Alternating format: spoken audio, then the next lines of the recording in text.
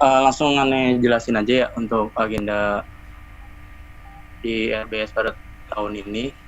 Yang pertama, kita kemarin itu sudah mengadakan open donasi gitu kan. Dan open donasi ini insya Allah sudah disebar, dan kemarin pada tanggal 31 Maret 2021 kita masih mengumpulkan dana-dana yang nantinya akan digunakan untuk agenda RBS pada tahun ini. Nanti agendanya itu untuk yang donasinya itu terakhir dikumpulkan pada tanggal 4 Mei. Mungkin teman-teman di sini kalau ada yang sedikit kelebihan harta, mungkin nanti bisa disalurkan lewat rekening yang tertera gitu kan. Supaya insya Allah harta yang kita infakkan tidak akan berkurang, insya Allah nanti akan bertambah. Lalu untuk agenda selanjutnya itu pada sore hari ini kita akan mengadakan kajian rutin yang nantinya akan disambung pada esok hari pada dasar, yang mana temanya tentang fikih Ramadan. Dan untuk pematerinya itu Ustadz Abu Takeru. Teman-teman diharapkan untuk mengikuti agenda pada sore hari ini dan nanti dilanjut pada keesokan harinya supaya bisa menyimak materi secara lengkap. Dan bukan hanya sampai berakhir besok saja, agenda kita itu nanti 2 minggu yang akan datang akan ada lagi kajian. Akan tetapi dengan tema yang berbeda.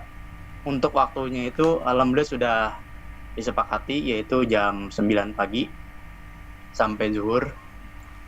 Sama seperti yang ini, untuk kajiannya itu dia ada 2 hari, di hari Sabtu dan Minggu di tanggal 1 dan 2. Untuk yang mengisi insya Allah Ustadz Novriadi. Nah, selain agenda tadi donasi, lalu selanjutnya kajian yang dilakukan secara berturut-turut dibagi menjadi Sabtu Minggu, Sabtu Ahad, dan yang terakhir yang benar-benar kita fokuskan, yang benar-benar kita maksimalkan, yaitu agenda bakti sosial. Agenda bakti sosial ini rencananya akan dilaksanakan di Kampung Pemulung, Pinang Ranti, dan untuk sembako yang akan nanti didonasikan itu dari donasi teman-teman. Maka dari itu Ana berharap kalau ada sedikitnya mungkin ada harta yang berlebih bisa disalurkan pada rekening donasi yang sudah disebar, yang sudah nanti akan mungkin dijelaskan oleh, atau mungkin nanti akan di share lewat room ini. Jadi untuk agenda pada sore hari ini dimohon untuk infak terbaiknya. Kalau ada alhamdulillah, kalau nggak ada mungkin bisa di lain waktu. Insya Allah donasi yang disalurkan asalkan ikhlas, nilainya tidak besar, insya Allah itu nantinya akan dibalas oleh Allah Subhanahu wa taala. Amin amin ya rabbal alamin. Mungkin untuk gambaran secara besarnya itu aja ya untuk agenda RBS. Kalau mungkin nanti teman-teman ada yang ingin bertanya atau ini nanti mungkin di lain waktu. Untuk sekarang agenda yang akan kita laksanakan yaitu yang pertama ada tadi open donasi yang sudah kita laksanakan. Sudah kita mulai kemarin pada tanggal 31 Maret. Selanjutnya pada sore hari ini yaitu kajian yang insya Allah nantinya akan berkelanjutan esok hari, dan nanti ada kajian ketiga dan keempat, dan kita akan menutupnya dengan agenda bakti sosial. Mungkin untuk agenda pemaparan agendanya itu aja untuk hari ini. Selanjutnya kembalikan ke moderator. Tafadhol. Baik, Barakallahu Fik kepada Ahli Ibnu ya, yang telah membenarkan kegiatan agenda RBS gitu ya, itu Ramadan bersama SKMI. Mudah-mudahan ya, karena di sini kita merupakan di bulan suci gitu, dan ingin meningkatkan amalan dan juga berbagi kepada teman-teman kita yang kurang mampu, yang nggak bisa mendapatkan nikmat seperti apa yang kita dapatkan gitu ya, di rekening yang tertera di namanya grup ya. Nanti insya Allah bakal di share ke grupnya oleh panitia gitu. Oke, sekali lagi barakallahu fiik kepada Ahi Ibnu yang telah memaparkan dan juga kepada Ahi Arif ya, selaku ketum yang telah memberikan sambutan pada sore hari ini. Alhamdulillah Ustadz Abu Takiru ya udah masuk ya. Assalamualaikum Ustadz, udah hadir kan ya? Waalaikumsalam warahmatullahi wabarakatuh. Sudah hadir dari 1 menit yang lalu, maaf. Alhamdulillah. Sehat Ustadz? Sehat, Akhi Fauzan ya? Siapa namanya? Ya benar Fauzan. Terima kasih, Ya, Akhi. baik. Sebelum kita masuk ya ke acara, kita kenalan dulu nih. Kita kenal maka ta'aruf gitu. Oke. Ana coba share ya. Sebelumnya kelihatan teman-teman semua sharean yang Ana share. Kelihatan ya? Oke.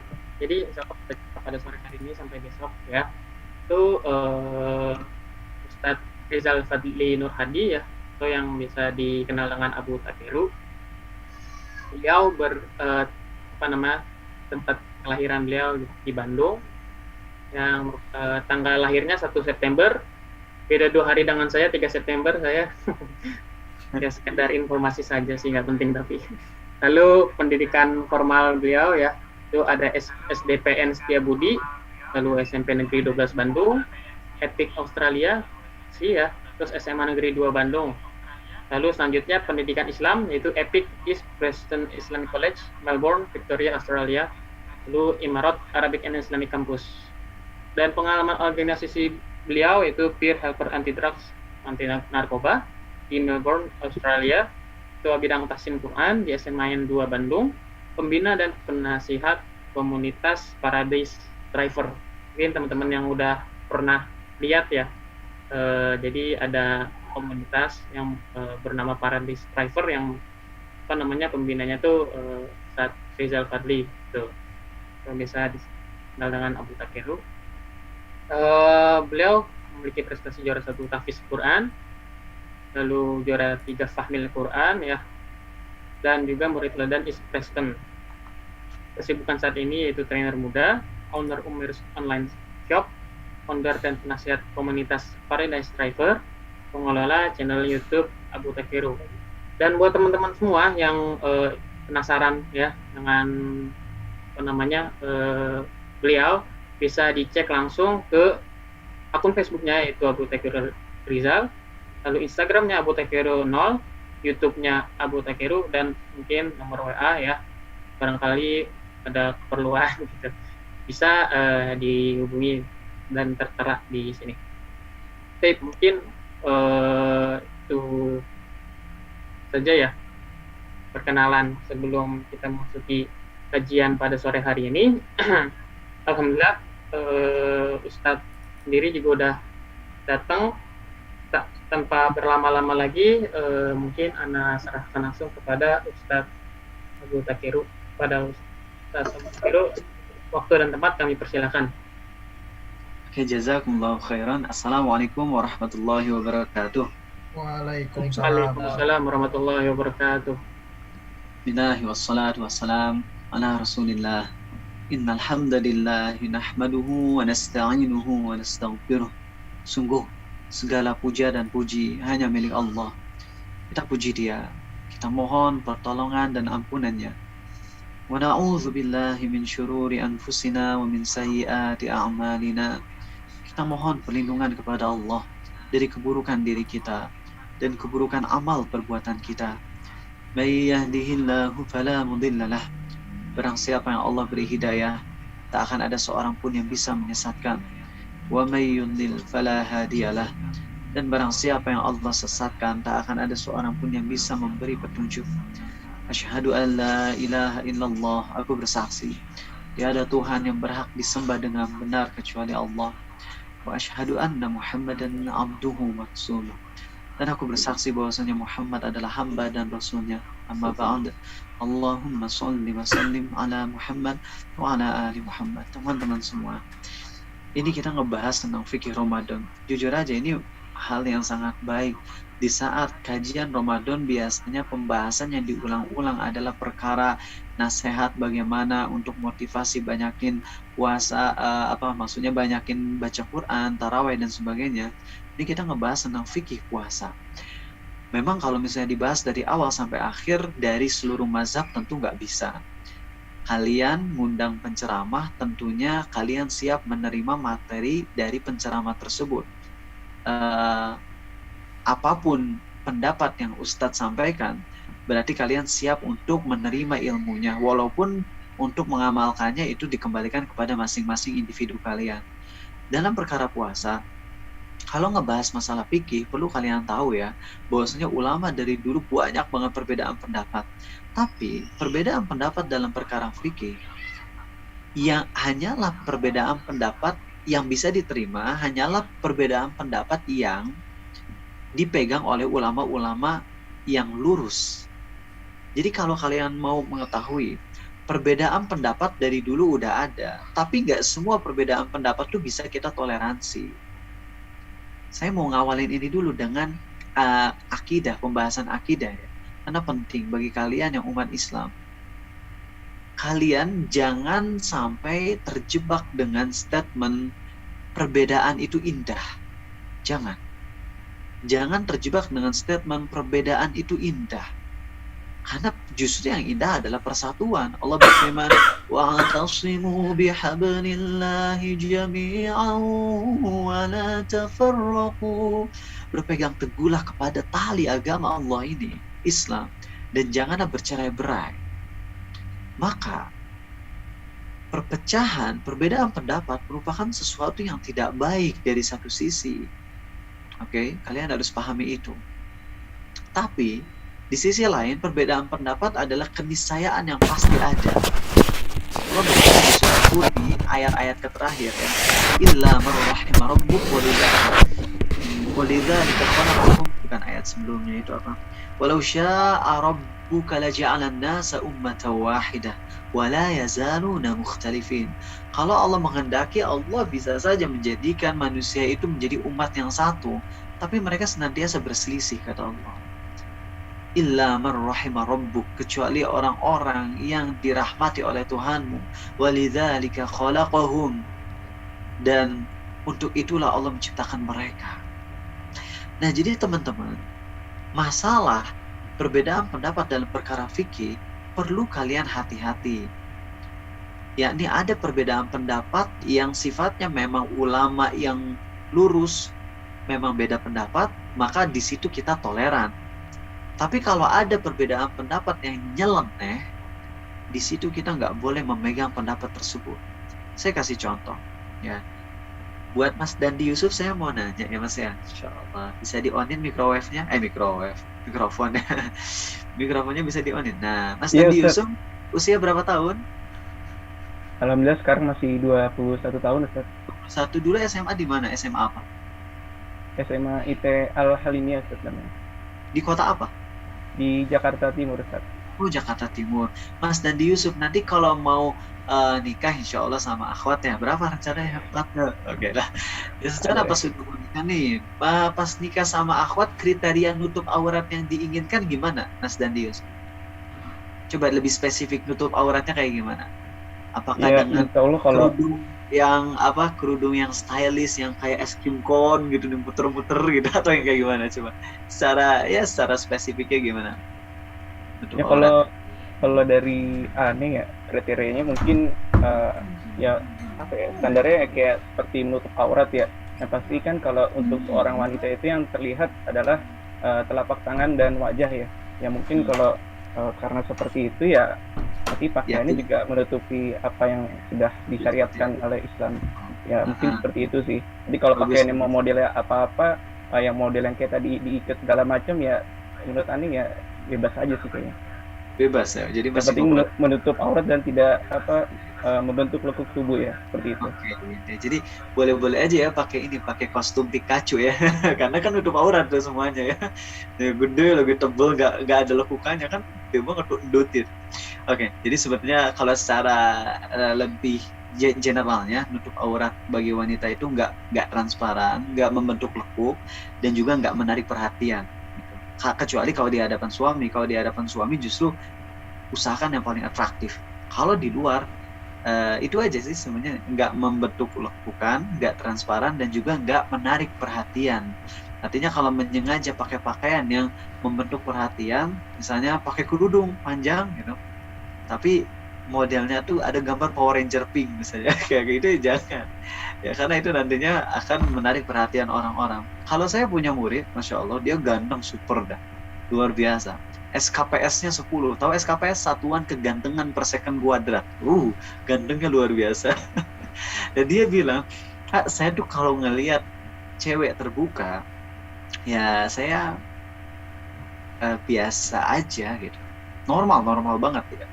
Tapi kalau ngelihat akhwat berkerudung panjang itu udah berdebaran aja, deg-degan. Apalagi kalau pakai cadar itu, waduh, dari matanya aja udah kelihatan ini cantik luar biasa. Saya nggak kuat kalau ngelihat cewek bercadar. Ada yang tipenya kayak gitu. Dia lebih ingin nikah sama wanita yang cantik dan menutup auratnya sampai ke bercadar gitu. Mas Dandi ingin secara umum tertutup, tetapi kecuali wajah dan bukan telapak tangan ya. Yang benar itu, ini emang nggak ada bahasa terjemahannya, bingung.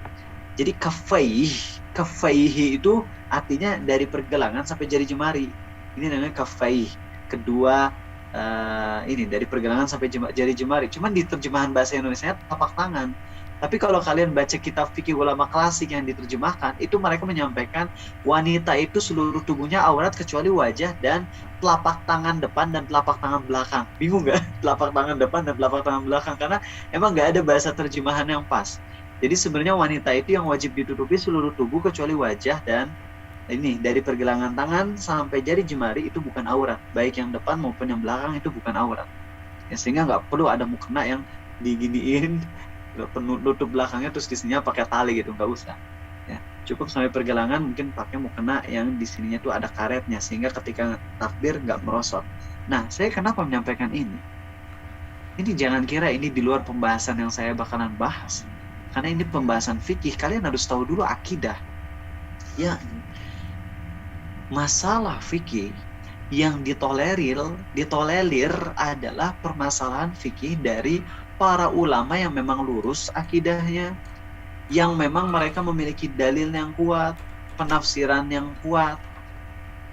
Kalau beda pendapat dalam perkara itu, oke, kita toleran. Tapi untuk pendapat-pendapat yang nyeleneh, seperti contoh, kalian tadi udah mendengarkan pembahasan tentang wanita itu seluruh tubuh aurat kecuali wajah dan tangan. Tapi memang di situ ulama beda pendapat. Ada juga pendapat sebagian ulama yang menyatakan kalau wajah dan tangan pun aurat sehingga seluruh tubuh harus ditutupin. Kalau emang lagi jalan di luar untuk sesuatu yang sangat dibutuhkan, maka wanita itu keluar dengan menggunakan penutup matanya juga, kacamata hitam, sehingga nggak ada yang kelihatan dari tubuhnya sama sekali. Ada yang berpendapat demikian. Ini pendapat para ulama yang lurus. Bahkan itu pendapat mazhab Syafi'i kalau nggak salah. Yaitu seluruh tubuhnya aurat. Ya, bahkan wajahnya pun aurat, sehingga harus ditutupin. Tapi pendapat yang saya pegang adalah pendapat mayoritas ulama, yakni wajah dan ini tangan bukan aurat. Nah, dalam perkara ini kita toleran. Mau yang berpendapat wajah aurat sehingga ditutupin, kita hargai banget. Mau yang berpendapat kalau wajah bukan aurat sehingga tidak ditutupin, itu pun kita hargai. Karena ini pendapat perbedaan yang memang dari ulama zaman dulu yang lurus. Lalu muncullah kaum liberal. Saya suka nyebut mereka Hokage of the fire gitu. Itu artinya pemimpin kesesatan gitu, teman-teman. Pemimpin kesesatan di mana mereka itu nyeletukin pendapat-pendapat yang super duper nyeleneh, dan mereka mengatakan nggak apa-apa nggak nutup aurat, nggak apa-apa nggak nutup rambut asal sopan katanya gitu. Dan definisi sopan itu apa? What's the meaning of sopan gitu versi mereka. Karena saya kalau ke Australia di beach, you know beach, bukan BITCH tapi BEACH yang artinya pantai. Kalau saya pergi ke pantai, dan itu pas saya lagi Idul Fitri nih. Idul Fitri hari Senin kebetulan ya. Takdir Allah dulu Idul Fitri pas hari Senin. Itu kan hari kerjanya orang-orang kafir Australia, orang-orang Australia, masyarakat Australia yang mayoritasnya kafir, mereka kan kerja. Kami Idul Fitri libur deh, ya, ngambil cuti lah ayah saya. Ibu saya juga. Nah, beres Idul Fitri di Melbourne University, kami pergi ke pantai. Itu indah banget pantainya, bening banget. Ada Squidward apa? Ada ubur-ubur, teman-teman. Ada juga, pokoknya macam-macam binatang indah itu. Pantai indah banget. Sampai suatu jam pas kami lagi enak-enaknya menghirup udara segar di musim semi. Itu seger banget. Enak banget, adem. Airnya begitu jernih. Apa yang terjadi? Muncul nenek-nenek dan aki-aki, nenek-nenek dan kakek-kakek yang telanjang bulat. Jujur aja jijik ngelihatnya gitu. Udah nenek-nenek kakek-kakek telanjang bulat, dan itu sopan di sana. Nauzubillah. Jadi kalau definisi sopan bisa beda antara satu sama lain. Di sana sopan dengan pakaian itu. Di mall pas musim panas itu cowok cuman pakai celana super duper pendek yang itu hampir menyerupai pakaian dalam, dan nggak pakai baju atas sama sekali. Sopan di sana, biasa aja. Lihatlah, muncul ulama-ulama ini yang menyatakan nggak apa-apa, nggak nutup rambut asal pakaian sopan. Itu pendapat yang sama sekali tidak dikenal oleh para ulama dari zaman dulu. Itu bukan pendapat ulama mazhab, itu pendapat yang sesat, dan kita wajib untuk mengingkarinya, wajib untuk membencinya, karena itu pendapat yang sesat. Gak usah nyebut siapa orangnya, walaupun kalian udah tahu namanya, udah di otak kalian, tapi gak usah disebut karena takut terkait sama hukum ITE. Kita fokus sama pembahasan tentang kesesatannya, bukan individunya. Nah, jadi kalau membahas fikih, pastikan pendapat yang kita pegang adalah pendapat yang dipegang oleh ulama mazhab, bukan pendapat yang nyeleneh. Yuk kita langsung masuk. Ini kan materinya fikih puasa kan, bener Fauzan ya? Jadi ngebahas segala macam tentang fikih puasa ya? Iya betul, Ustaz. Membahas tentang pembatal puasa juga kan gitu? Iya. Oke, siap. Allah berfirman, Ya ayyuhalladzina amanu kutiba alaikumusyamu kama kutiba alal ladzina min qablikum la'allakum tattaqun. Ayat ini indah banget. Ini poin nomor 1. Allah berfirman, wahai orang-orang yang beriman, diwajibkan atas kalian berpuasa sebagaimana orang-orang sebelum kalian pun diwajibkan berpuasa, agar kalian bertakwa. Ini pembahasan fikih yang poin nomor 1. Allah berfirman, wahai orang-orang yang beriman, diwajibkan atas kalian berpuasa seperti orang sebelum kalian. Kalau dari sisi adab, kata Syekh Utsaimin, di sini Allah hendak membuat kaum muslimin lega hatinya. Puasa kan berat, apalagi di musim panas. Nahan nggak minum di musim panas itu kan berat banget. Tapi Allah ingatkan bahwasanya mereka, kalau kalian berat menjalani puasa, ketahuilah orang sebelum kalian pun telah menjalani puasa. Ibaratnya gini, Fauzan dulu pernah dihukum nggak pas SMA? Pernah. Pernah dihukum. Coba enakan mana, dihukum sendirian atau dihukum bareng-bareng? Bareng-bareng. Bareng-bareng. Pasti nyari teman. Kalau kita nggak ngerjain tugas, dihukum pasti nyari teman. Nyari teman siapa kira-kira? Ada teman, alhamdulillah, duaan ya Allah. Bisa terbagi, we share the burden gitu. Kita bareng-bareng menerima beban hukumannya. Nah, ketika Allah berfirman, wahai orang-orang yang beriman, diwajibkan atas kalian saum sebagaimana orang sebelum kalian. Itu Allah hendak meringankan beban mental kita. Dan ini indah banget. Allah yang maha mengetahui kondisi psikologi manusia. Allah yang tahu, yang menciptakan kita. Ala ya'lamu man khalaqa wa huwan alimul khabir. Masa sih Allah yang menciptakan gak kenal dengan hambanya? Allah kenal. Allah tahu kondisi kita, maka Allah turunkan ayat yang begitu indah. Pernah gak sih kalian nyadar ayat ini tuh begitu besar perhatian Allah atas hambanya? Kita biasanya saking seringnya dibahas ayat, diulang-ulang, akhirnya kita gak ngeh lagi sama keindahan struktur ayat. Ketika Allah berfirman wajib atas kalian puasa sebagaimana orang sebelum kalian puasa, di situ tuh ada kasih sayang Allah, di situ ada kebaikan Allah, yang mana Allah hendak mengingatkan kita. Itu hamba-hamba, ini ibarat ya, bukan Allah berfirman, bukan. Ini hanya kalimat saya aja. Ibaratnya tuh Allah berfirman seperti ngingetin hambanya, wahai hamba-hambaku, kalau kalian berat, ketahuilah hamba-hambaku sebelumnya dari kaum sebelummu telah menjalani ini dan mereka sanggup. Maka kalian pun harus sanggup. Oke, ini sekali lagi bukan firman Allah, itu hanya bahasa dari saya untuk menafsirkan. Itu boleh. Para ulama tafsir pun sering menyatakan hal itu. Seakan-akan Allah berfirman demikian-demikian, padahal bukan firman Allah itu. Nah, kemudian Poin selanjutnya, poin nomor 2 dari ayat tadi, akhirnya para sahabat ketika diturunkan kewajiban saum Ramadan, tapi belum dirinci bagaimana cara saumnya, akhirnya mereka mengikuti cara saum dari orang sebelum mereka, yaitu ahli kitab. Dalam hadis yang sahih, seorang sahabat Nabi Muhammad SAW yang miskin, kerjanya sebagai petani kalau nggak salah,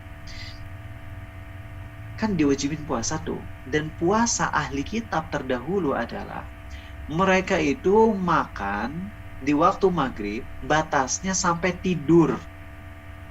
Jadi kalau maghrib nih buka puasa kan, kemudian habis itu tidur, maka udah nggak boleh makan lagi sampai maghrib berikutnya. Itu cara saumnya ahli kitab, orang-orang sebelum kita. Nah, sahabat Nabi SAW yang mana dulu belum ada fikih puasa secara detail, maka para sahabat berijtihad mengikuti saum kaum sebelumnya, yaitu ahli kitab, yakni tidak boleh makan setelah tidur di malam hari. Ada seorang sahabat pas saum di hari pertama, dia kerja kan capek itu ya, pas pulang-pulang menjelang maghrib nanya ke istrinya, istriku ada makanan gak? Gak ada. Aduh kasihan ya Allah, sedih, gak ada makanan. Akhirnya udah kondisi capek banget, sahabat ini diam di rumah nunggu istrinya pergi nyari makanan, mungkin minta ke kerabatnya atau minta ke tetangga, karena emang gak ada makanan banget, kasihan. Pas udah dapat makanan, istrinya pulang ke rumah, suaminya ketiduran. Waduh, kan udah gak boleh makan tuh.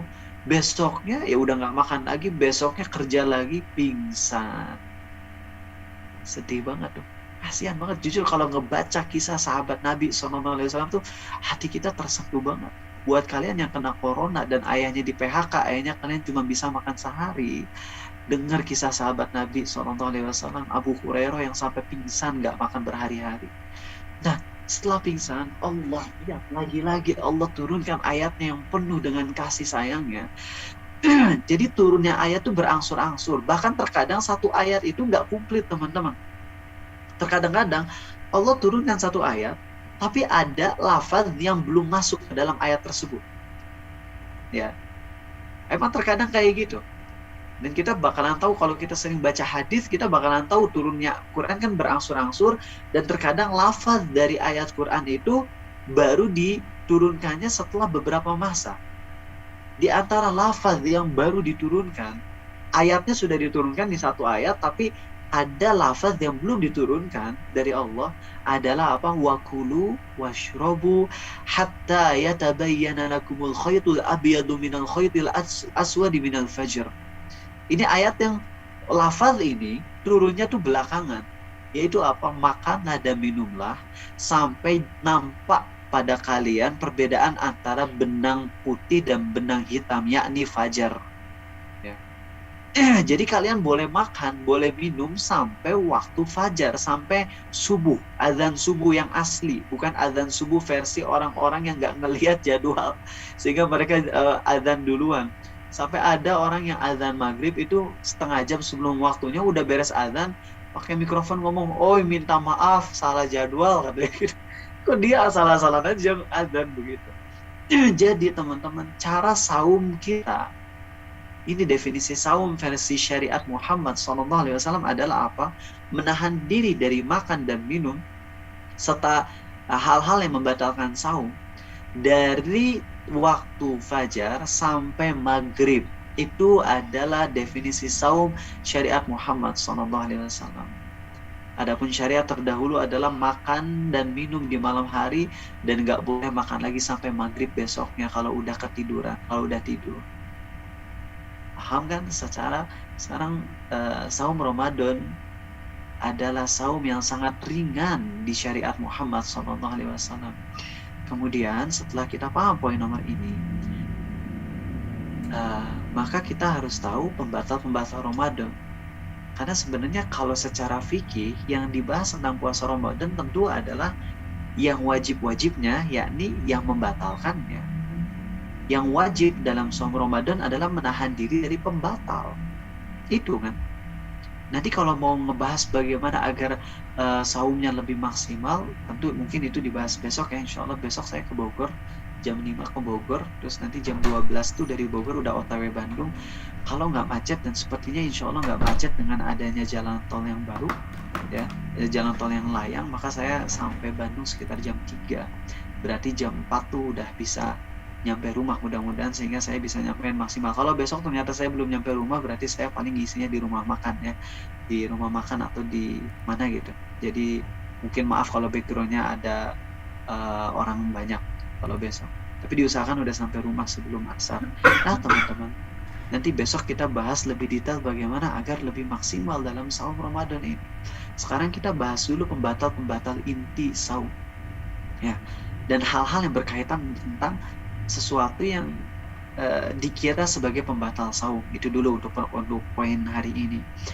Makan dan minum dengan sengaja serta berhubungan suami istri dengan sengaja di bulan Ramadan ini adalah 3 pembatal yang paling sering terjadi. Makan dan minum dengan sengaja serta berhubungan dengan istri dengan sengaja. Bagaimana kalau berhubungannya dengan pacar? Ya lebih parah ya. Lebih parah lagi. Makan dan minum dengan sengaja itu adalah perkara yang sering terjadi. Kalau bahasa Sunda mah ngagodin. Paham tuh orang Sunda, ngagodin dah, adanya ya buka puasa sebelum waktunya gitu. Pergi ke kantin diam-diam ke Alfa, Indomerit ya, terus habis itu beli coklat, bilangnya buat buka puasa nanti maghrib, taunya dimakan di tengah jalan. Nah, ini ngagodin kayak gini adalah dosa besar. Orang yang buka puasa sebelum waktunya tanpa uzur, maka dia nanti di hari kiamat akan diputer maaf ya punten, misalnya saya pengen ngeliatin yang saya baca itu tulang ininya, apa ini tanya, tulang tumit di sini, pokoknya di atas tumit kan ada kayak urat itu ya, urat gede itu ya, urat yang kayak tulang rawan gitu. Nah itu tuh bakalan dibalik di atas, kemudian diikat dan kepalanya menghadap bawah. Kemudian habis itu rahangnya bakalan dipecah sampai darah ngucur dan dia teriak dengan teriakan yang super keras. Itu balasan buat orang yang ngebatalin saum Ramadan dengan sengaja sebelum waktunya. Dan pembatal saum Ramadan yang paling sering terjadi adalah makan, minum, dan berhubungan seks dengan istri atau na'udzubillah kalau sampai dengan pacar. Dan menurut mayoritas ulama, dan ini pendapat yang tepat, yakni masturbasi sampai keluar air mani itu batal saum. Jangan ngikutin pendapat yang bilang nggak batal. Ya, ada sih yang berpendapat nggak batal, itu salah satu ulama besar yang sangat berilmu di Indonesia. Tapi pendapat itu pendapat yang tidak kuat. Kebayang tuh ada orang saum Ramadan terus nonton film porno, terus habis itu dia masturbasi sampai keluar air mani dan nggak batal saumnya. Terus dia ngapain saum? Cuma nahan makan dan minum doang, syahwat kagak ditahan. Padahal dalam hadis yang sahih Allah berfirman, hambaku menahan diri dari makan, minum, dan syahwatnya demi mencari ridhoku. Orang yang melakukan masturbasi sampai keluar air mani, itu kan dia berarti udah tidak menahan syahwat, batal dong. Dan ini pendapat mayoritas ulama, dan saya sangat tidak setuju dengan pendapat yang menyatakan tidak batal, apalagi kalau pendapat tersebut diviralkan. Iya, saya akui itu pendapat ulama yang lurus. Ulama yang berpendapat bahwasanya masturbasi sampai keluar air mani itu tidak batal, iya itu pendapat ulama yang lurus. Tapi walaupun kita bisa bilang toleran sama pendapat tersebut, tapi sangat tidak bijak kalau pendapat tersebut diviralkan di negeri kita. Nanti banyak orang-orang yang gak punya semangat Islam menjadikan ini sebagai senjata. Ya. Kalian tahu kan kemarin viral Dr. Zakir Naik berpendapat halal ngelakuin perbuatan masturbasi. Itu ya Allah banyak yang euforia teman-teman. Weh bahagia, ternyata itu gak dosa, asik. Lihat coba. Oke lah, yang berpendapat halalnya masturbasi itu adalah ulama yang lurus, diantaranya Ibnu Hazm. Tapi coba pendapat itu diviralkan, itu bakalan jadi senjata untuk orang-orang yang memang gak ada semangat untuk menjauhi dosa. Padahal dulu sebelum keluar fatwa tersebut dari Dr. Zakir Naik, banyak orang yang ngelakuin dosa tadi sambil merasa nyesel. Sekarang udah ada fatwa tersebut malah enak, kalem aja. Setiap kali berbuat dosa itu langsung keluarin video YouTube Dr. Zakir Naik yang menghalalkan perbuatan tadi. Aduh, ini kacau. Oke teman-teman, jadi ingat pembatal saum yang paling sering terjadi adalah makan dan minum serta berhubungan dengan sengaja, berhubungan dengan istri lawan jenis dengan sengaja sampai maaf, ini pembahasannya perlu dibahas. Batasnya apa berhubungan itu? Batasnya adalah maaf sekali lagi sampai masuk kepala kemaluannya. Itu batas minimal.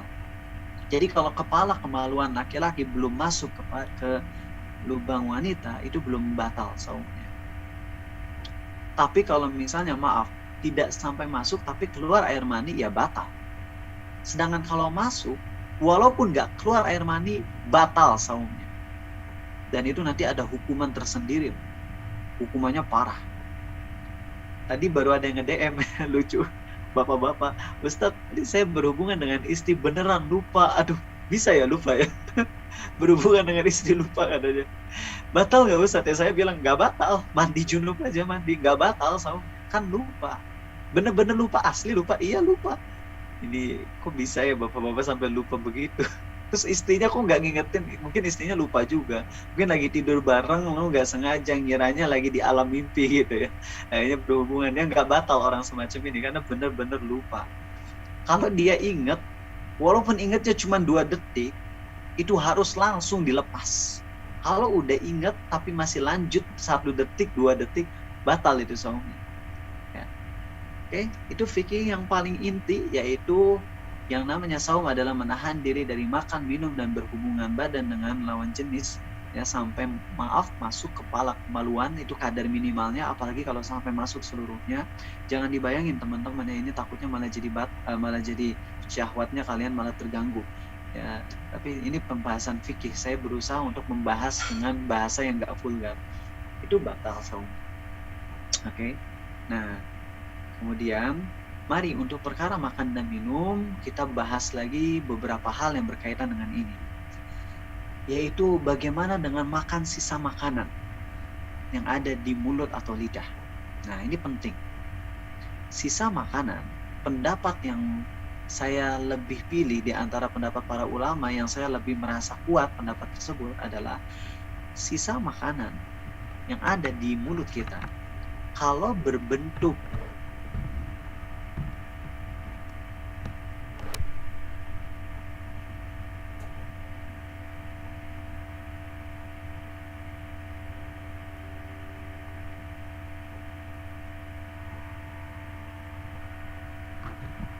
ya, batal.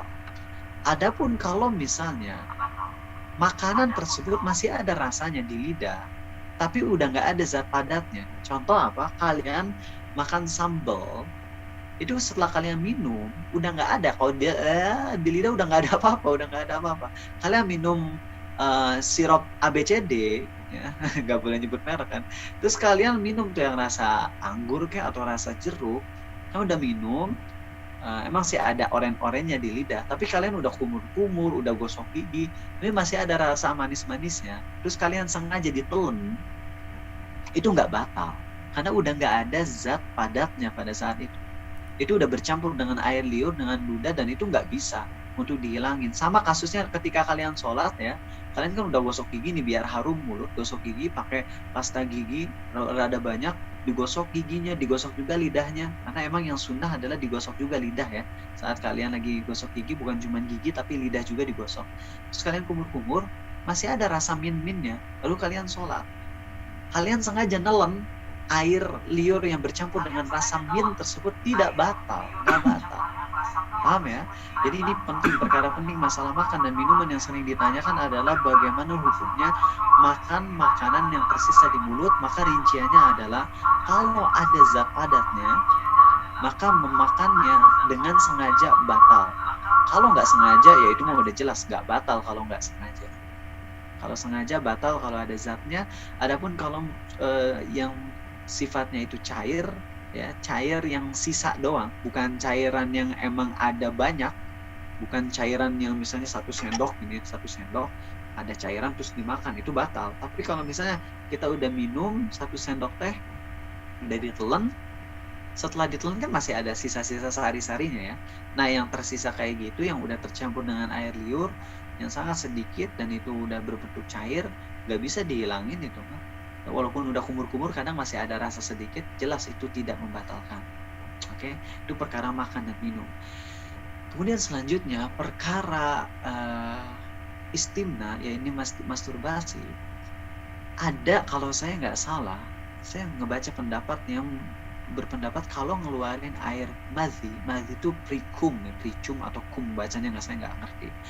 Jadi air madhi itu air yang keluar sebelum sperma, biasanya keluar ketika syahwat naik, dan bisa tanpa digesek-gesek, tanpa dikocok, tapi bisa keluar air madhi.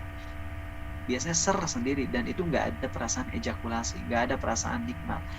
Tapi yang ada ya perasaan geli aja dikit, tapi nggak ada nikmatnya.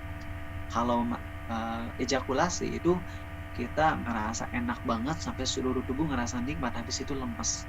Adapun kalau keluar madhi tidak demikian, tidak jadi lemes. Nah bentuknya tuh kayak kalau sperma tuh kan lebih ke putih. Kadang ada yang bening, tergantung kualitas dari sperma juga itu ya. Ada yang cair, ada yang kental, itu dibahas di ilmu kedokteran. Tapi secara bentuknya yang kita bahas, kalau sperma itu lebih mendekati putih, sedangkan madhi itu bening, lebih ke bening dan lebih cair. Kalau sperma lebih kental.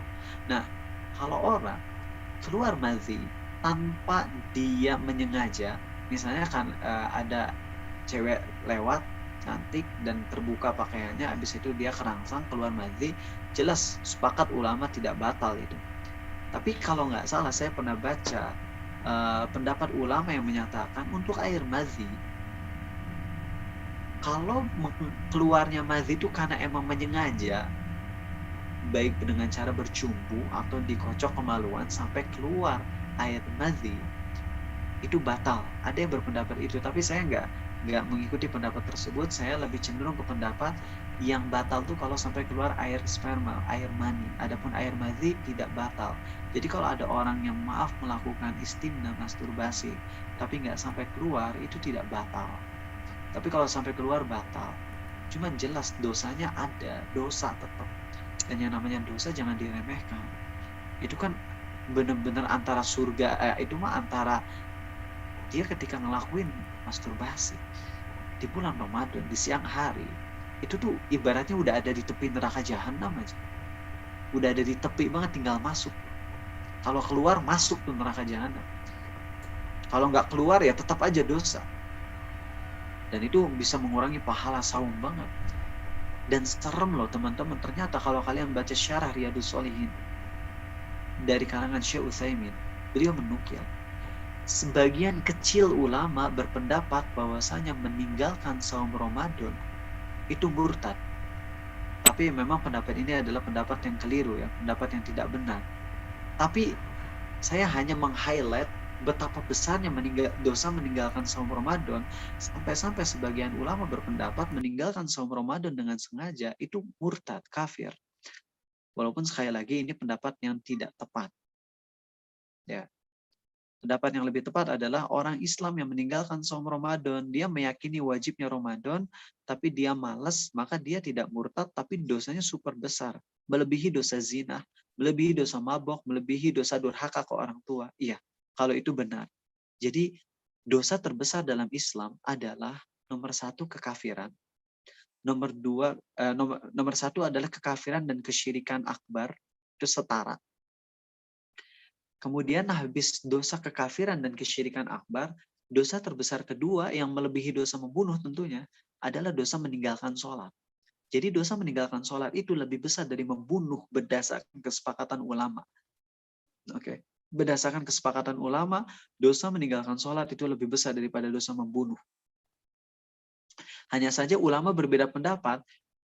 Mayoritas ulama, seperti dinukil oleh sebagian ulama ya, berpendapat orang Islam yang ninggalin sholat itu murtad.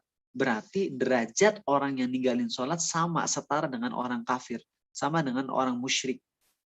Oke, orang yang ninggalin sholat. Tapi mayoritas ulama mazhab Syafi'i berpendapat, dan ini yang dipegang di Indonesia, kalau orang Islam ninggalin sholat, dia tetap Islam. Dia tidak murtad. Dia tetap Islam. Tapi Imam Syafi'i berpendapat orang Islam yang ninggalin sholat, walaupun dia tidak murtad, dia tidak kafir, tetap hukumannya adalah penggal kepalanya. Tapi yang menggal bukan kita. Hati-hati loh. Si Fauzan ngelihat ada orang kagak sholat, teman-teman AK47 oh, eta GTA San Andreas ya. Dasar psikopat itu ya. Gak bisa kayak gitu, jangan. Karena yang menghukum adalah pemerintah Islam, bukan kita. Oke. Nah, jadi ninggalin sholat itu dosa yang super besar banget sekali lagi, ya. Kemudian habis itu, habis dosa kafir, syirik, dan meninggalkan sholat, maka dosa yang terbesar adalah dosa meninggalkan rukun Islam. Jadi ninggalin rukun Islam itu dosanya melebihi dosa zina. Perlu kalian pahami hal itu. Walaupun ninggalin zakat, ninggalin haji padahal mampu, ninggalin saum Ramadan padahal tanpa uzur, itu tidak menyebabkan seseorang jadi kafir, tidak murtad, tapi dosanya tetap merupakan dosa yang lebih besar dari zina. Jadi hati-hati. Oke, jangan sekali-kali nyoba untuk membatalkan saum Ramadan dengan sengaja. Baik dengan makan sengaja, minum sengaja, atau ngelakuin tadi masturbasi. Kemudian ada perkara lain tentang masalah makan dan minum, yaitu ketika sahur. Orang makan dan ngedengar azan, apakah dia masih boleh makan? Maka jawabannya gini, memang ada hadis di mana Nabi SAW bersabda kalau seseorang itu mendengar azan sedangkan dia ada minuman di tangannya, maka jangan dia letakkan sampai dia penuhi kebutuhannya atau penuhi hajahnya.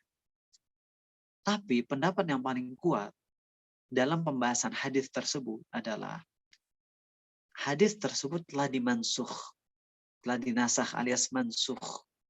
Aduh Ustaz, bingung udah sore. Mansuh lu apa? Nggak ngerti Ustaz. Mansuh artinya dihapus hukumnya. Ya, dan ini banyak di dalam Islam itu hukum yang dulunya halal kemudian dihapus menjadi haram. Dulunya haram kemudian dihapus menjadi halal. Sebagai contoh, miras dulu kan halal. Ya, kemudian hukum halalnya miras itu dihapus dengan ayat yang mengharamkan miras. Dulu ziarah kubur tuh haram hukumnya. Saya salah ngomong ya, sekali lagi ya. Miras dulu halal, kemudian hukumnya dihapus menjadi haram. Sampai hari kiamat haram. Kemudian ziarah kubur, dulunya haram hukumnya. Ziarah kubur tuh haram. Ya, karena di awal-awal Islam takutnya orang Islam ziarah kubur malah minta-minta ke orang mati. Makanya Nabi SAW mengharamkan ziarah kubur. Tapi kemudian beliau membolehkan ziarah kubur, bahkan menyuruh untuk ziarah kubur bagi laki-laki. Ya. Silakan ziarah kubur, bahkan itu adalah hal yang sangat baik. Nah, jadi itulah yang namanya nasakh, dihapus hukumnya. Ya, bukan telmi, enggak. Tapi emang Allah menetapkan hal demikian. Baca tuh surat Al-Baqarah halaman ke-16. Ma nansakh min ayatin aw nunsiha nu'ti bi khairim minha aw mithliha.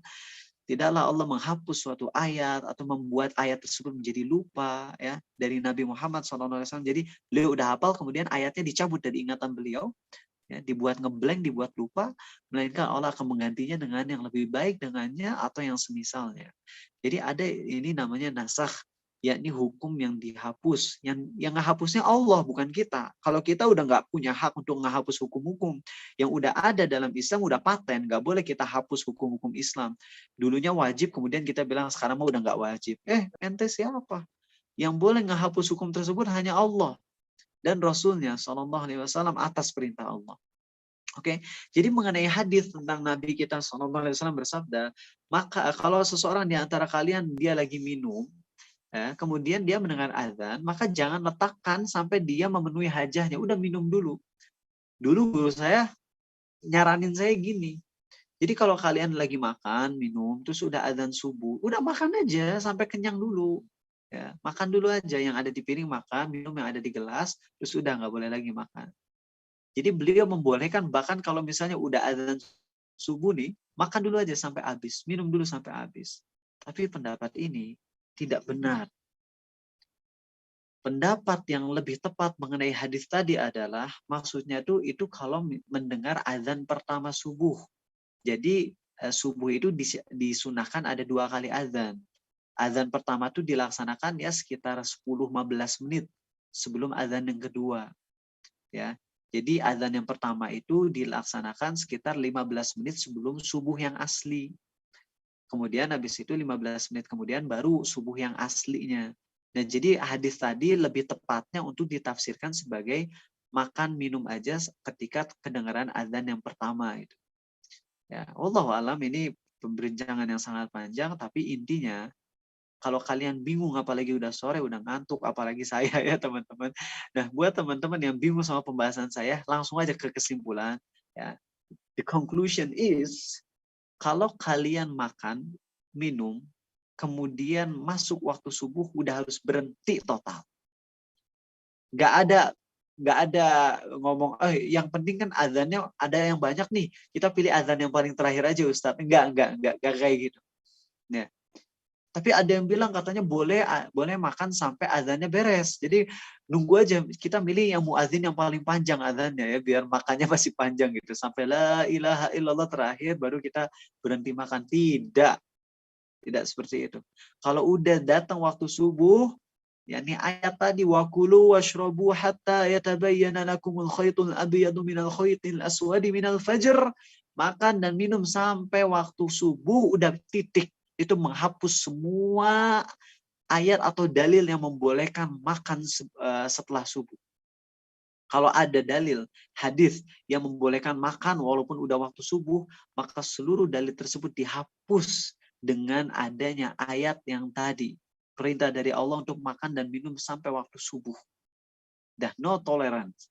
Nggak ada. Zero tolerance, teman-teman. Nggak ada istilahnya boleh 1 teguk, bolehlah 5 detik mah. Nggak ada kayak itu. Udah nggak boleh makan total. Paham ya?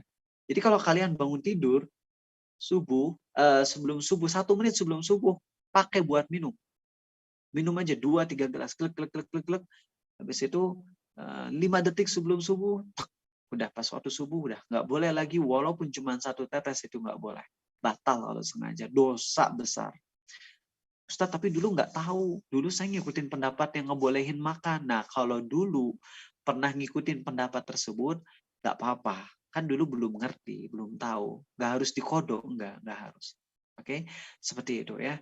Nah, rasanya untuk pembahasan tentang masalah makan, minum, dan juga masalah, seks, sudah cukup.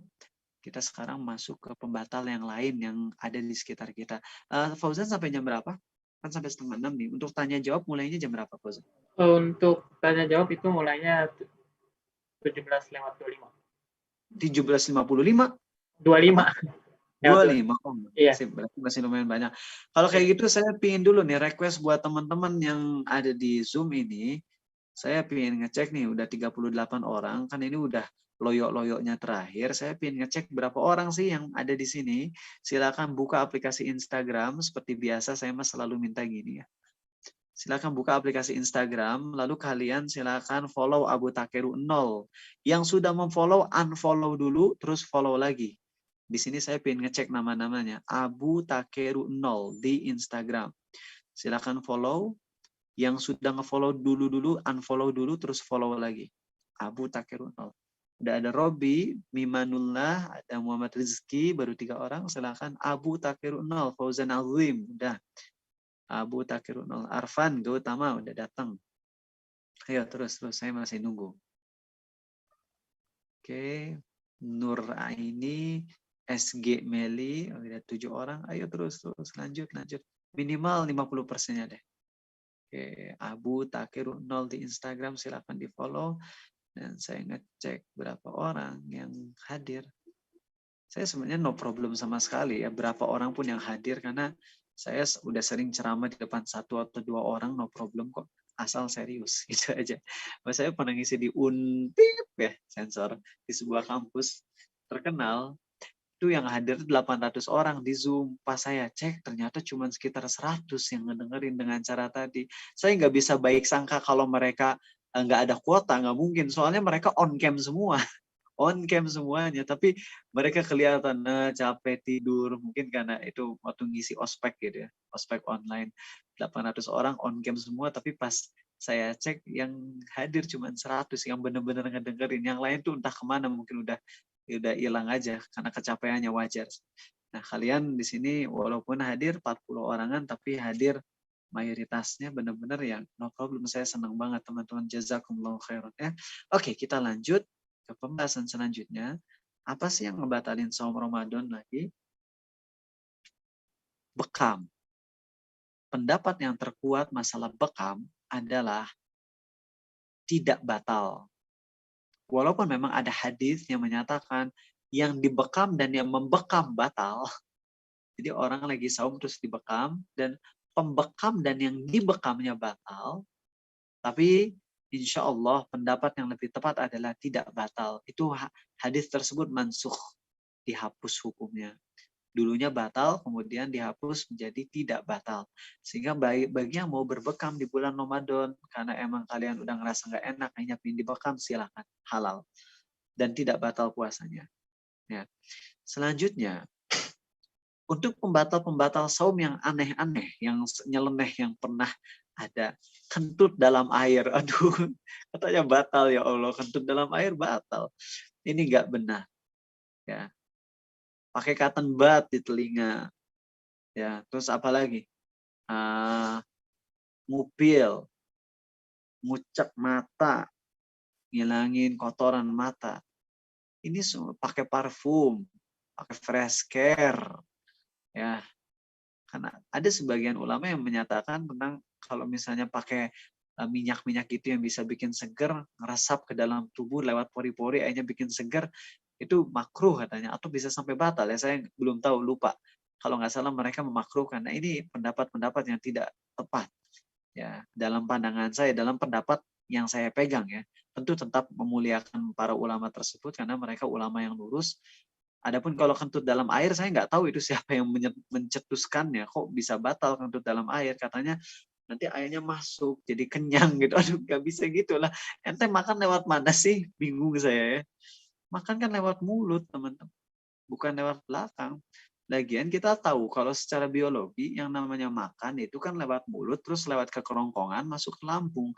Setelah di lambung itu nanti ada yang buka tutup di sana antara lambung dengan usus. Itu ada bagian apa, saya lupa, udah lupa, nggak belajar biologi ya di situ, tapi ada buka tutup.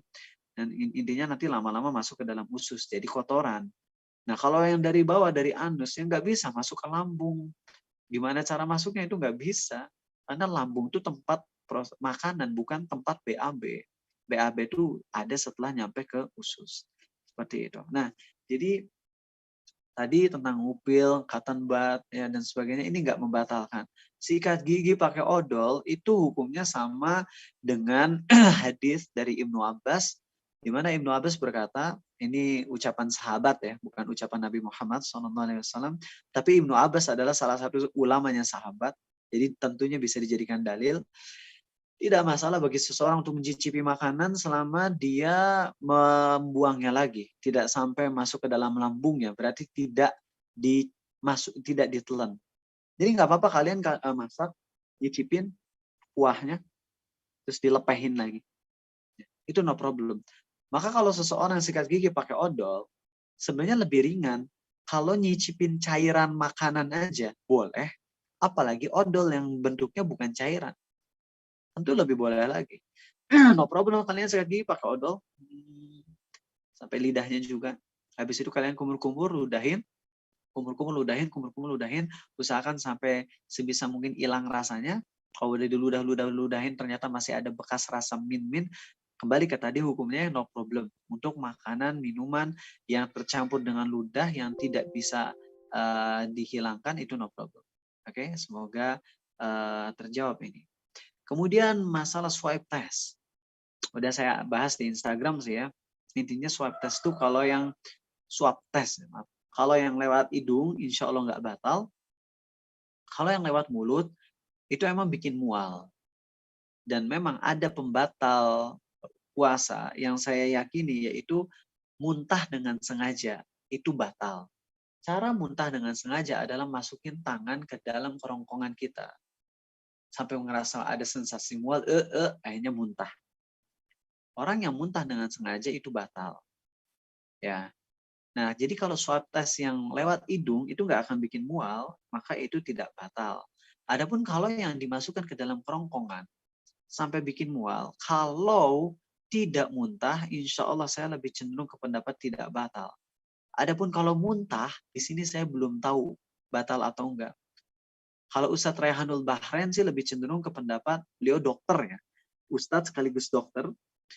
Beliau ahli banget dalam perkara fikih juga, dan nilai plusnya adalah beliau emang dokter, sehingga kita lebih bisa mengandalkan keilmuan beliau. Beliau lebih cenderung ke pendapat tidak batal insya Allah buat swab test walaupun untuk yang dimasukin ke kerongkongan. Suntik obat itu tidak batal. Donor darah insya Allah nggak batal. Ya, yang batal adalah kalau suntiknya suntik nutrisi, yakni kalian dimasukkan selang, ya, disuntik nutrisi, dimasukin infus, itu batal. Tapi kalau misalnya disuntik obat, insya Allah itu tidak batal. Ya, itu. Terus apa lagi ya? Saya bingung kalau, soalnya yang paling inti sih itu, kalau yang ada di sekitar kita ya, bekam udah, kayaknya sih dicukupin aja ya, biar nanti mending ditanya jawab yang diperbanyak ya. Siapa tahu kalian ada pembahasan yang saya belum terbahas, yang kalian penasaran. Kalau saya bisa bahas, saya bahas. Kalau saya nggak bisa, saya akan katakan nggak tahu. Itu aja dari saya. Barakallahu fiik. Makasih Fauzan, maaf kalau 8 menit belum 8 menit yang tersisa saya alihkan ke tanya jawab aja ya. Silakan. Baik, jazakallahu khair kepada Ustadz Abu Takeru yang telah memberikan materi pada sore hari ini ya, mengenai fikih yang mana merupakan sesuatu yang amat penting kita ketahui, bahwa itu berpengaruh terhadap misalnya tadi pembatal puasa gitu kan, berpengaruh dalam jalannya puasa kita gitu. Makanya kita harus mengetahui gitu hal tersebut. Jangan sampai kita tenggelam dalam kebodohan gitu ya, nggak tahu terus saja gitu. Alhamdulillah. Baik, untuk teman-teman sekalian ya yang hadir pada sore hari ini, diperbolehkan untuk bertanya baik via kolom komentar maupun open mic langsung. Dipersilahkan. Dua orang pertama ya, mengenai materi yang telah disampaikan. Nah, biasanya kan kalau puasa itu banyak yang biasa ditanya gitu ya. Kalau mengenai taraweh gimana tuh Ustadz? Apakah boleh? Boleh, nggak apa-apa, no problem. Tuh, ya diperbolehkan juga seputar Ramadan mengenai taraweh. Boleh apa? Bolehkah sholat tarawih tercepat sedunia? Enggak boleh. The flash doa ya. Ngapain dibahas lagi itu? Orang awam aja ngerti gitu. Biasanya ada yang nanya, Obi mau nanya, Bi? Silakan. Oh, udah nyala tuh. Belum ada. Belum. Oke, siap. Karena kita nanyanya udah banyak di grup ya, jadi di grup tuh udah kayak kebahas semuanya. Barangkali pertanyaan dari akhwat atau ikhwan yang lain belum ada. Kalau nggak ada, mudah-mudahan itu ciri-ciri kalau materiku jelas sehingga aku bisa bebas. Nggak jadi beban. Kalau banyak yang nanya tentang materi tadi, berarti saya gagal nyampein materinya. Kecuali kalau nanyanya sesuatu yang mungkin belum terbahas. Silakan, saya tunggu ya. Saya izin off cam dulu. Nanti saya on dulu. Ya, dipersilakan buat teman-teman untuk bertanya mengenai seputar Ramadan dan juga seputar yang telah disampaikan oleh Ustadz kita yang hadir pada sore hari ini. Baik, ikhwan maupun akhwat, dua orang pertama ya, dipersilakan.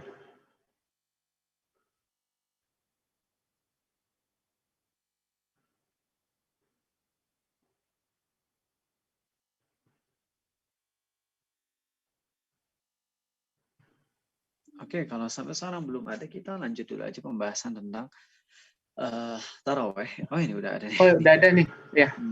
Oke. Oh, Anda bacakan ya? Iya, saya aja. Oh, iya. Kalian. Kalau kita ninggalin undangan bukber alumni yang dimana di situ lebih banyak ngobrol-ngobrol santai, bagaimana Ustadz, bolehkah kita menolak undangan tersebut? Waalaikumsalam. Oke. mungkin ini terkait dengan bagaimana hukumnya menerima undangan dari sesama muslim. Kan kita tahu ya, memenuhi undangan seorang muslim adalah wajib. Walaupun memang sebagian ulama berpendapat undangan yang diwajibkan hanyalah undangan walimah.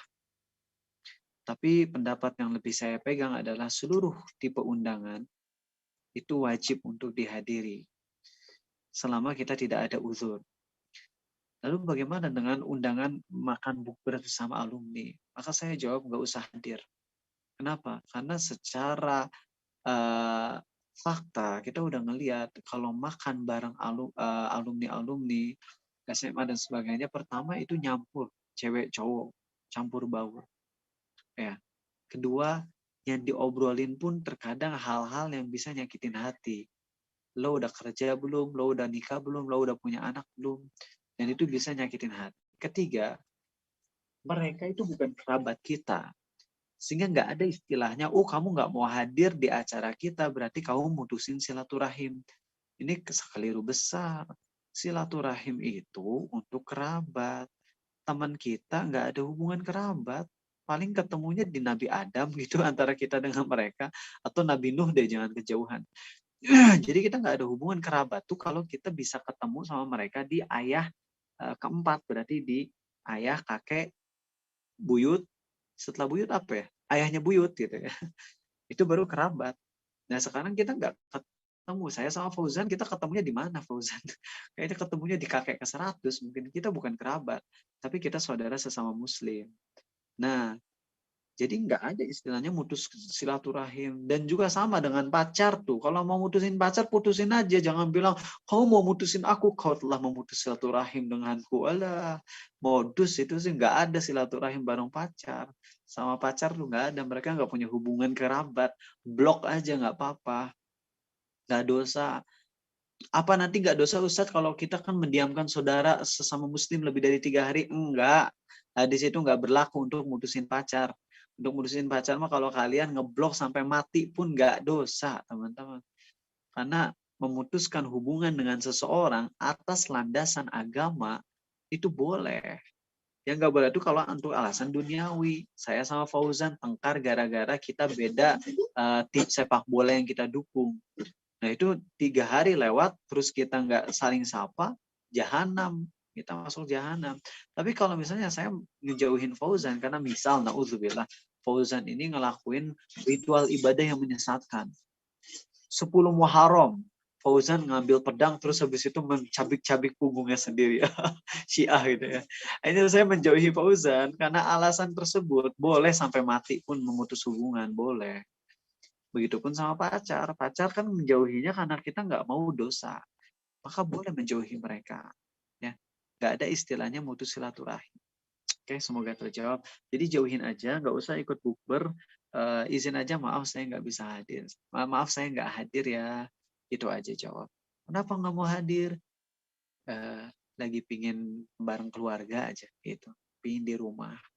Karena emang kita ngelihat pas lagi bukber tuh sholat maghrib di delay, ya. Kemudian bahkan ada yang sampai nggak sholat maghrib sama sekali. Kecuali kalau buka puasanya sama anggota rohis, biasanya sholat maghrib sangat dijaga, walaupun terkadang sama aja. Walaupun dengan rohis, tapi cewek cowok ngobrol, ketawa, cekikikan, ini pun sangat tidak disarankan deh. Seperti itu. Oke, semoga terjawab. Nah kan nggak ada lagi yang nanya. Baik, barakallahu fiik. Syukran atas jawabannya, Ustaz. Baik, teman-teman sekalian, dibuka lagi sesi pertanyaan. Bagi yang ingin bertanya, dipersilahkan putar Ramadan, baik itu sholat tarawih. Oh, ini kayaknya ada, Ustaz, Boleh. via chat. Ya, Assalamualaikum Ustaz, saya ingin bertanya apakah makruh kalau terlalu sering mandi saat puasa dan apa hukumnya berenang saat berpuasa? Ya, waalaikumsalam. Saya pernah ngedengar sih ada yang memakruhkan, tapi saya belum tahu dalil dari kemakruhan tersebut. Ya, mungkin seperti ini. Dalil yang dipakai adalah memang nggak batal ya, tapi dalil yang dipakai sebagai pemakruhan atas saum adalah karena saum itu kita menahan diri dari makan dan minum kan. dan di dalam makan dan minum tersebut ada unsur menahan makan dan minum, itu ada unsur kepayahan, kesulitan. Jadi kan payah, itu susah, dan justru itulah yang menjadi nilai saum. Ketika orang mandi terus walaupun nggak diminum airnya, di situ ada sensasi seger. Bahkan mungkin karena saking segernya dia bisa melupakan rasa haus tersebut. Ya. Jadi mungkin karena itu dimakruhkan. Makanya sebagian ulama pun berpendapat sikat gigi setelah duhur itu makruh. Sikat gigi pakai odol setelah duhur itu makruh. Kenapa? Karena kan kita tahu orang yang saum tuh mulutnya bau. Dan itulah yang bernilai sangat baik di mata Allah. Sedangkan kalau misalnya udah duhur kan baunya lebih menjadi-jadi. Lalu kita sikat gigi untuk menghilangkan bau tersebut. Makanya dimakruhkan oleh sebagian ulama. Tapi tidak batal. Ya, jadi no problem sih kalau mau renang nggak ada masalah. Saya pun di rumah ada kolam renang mini gitu ya. Saya renang 5 hari sekali, 5 kali sehari gitu. Setiap kali mau wudhu renang dulu aja biar seger gitu. No problem, nggak ada yang keminum kok, nggak apa-apa. Ya. Silakan, ada yang mau nanya lagi? Ada 2 pertanyaan. Baik, ya silakan buat teman-teman karena masih ada waktu ya untuk bertanya. Ya kesempatan gitu bahwa kalau misalnya ada yang dibingungin atau apa namanya nggak ngerti terkait masalah seputar puasa bisa ditanyakan karena momen ini jarang-jarang terjadi.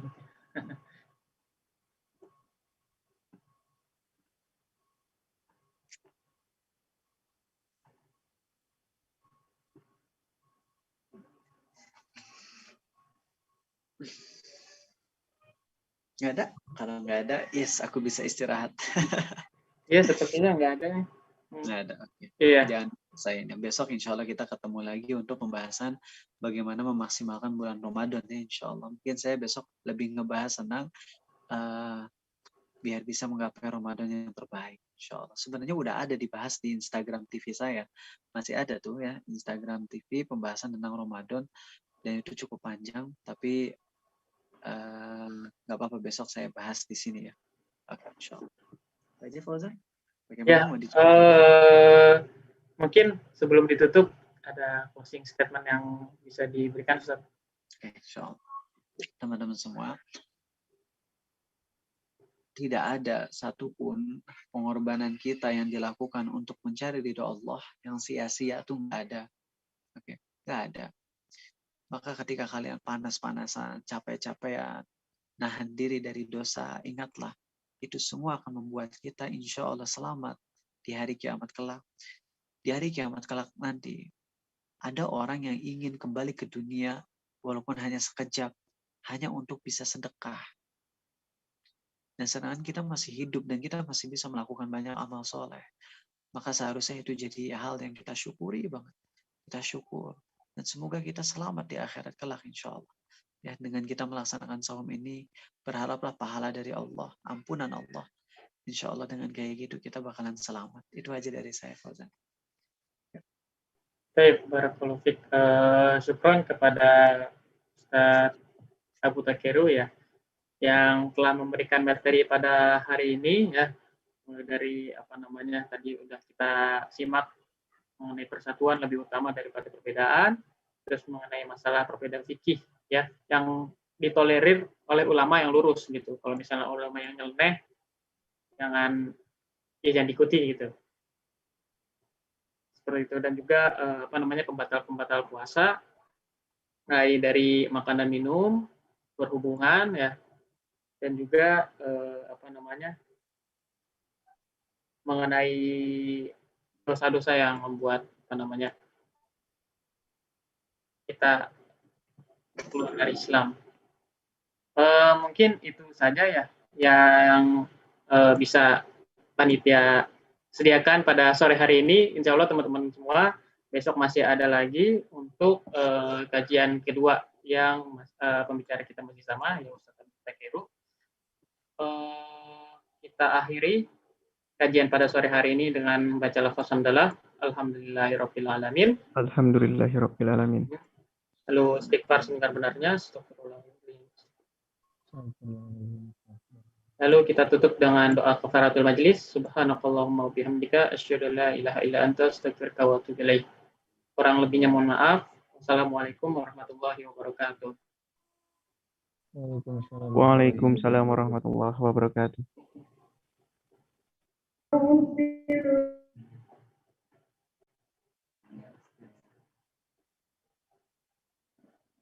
Ya, syukuran semuanya izin kami.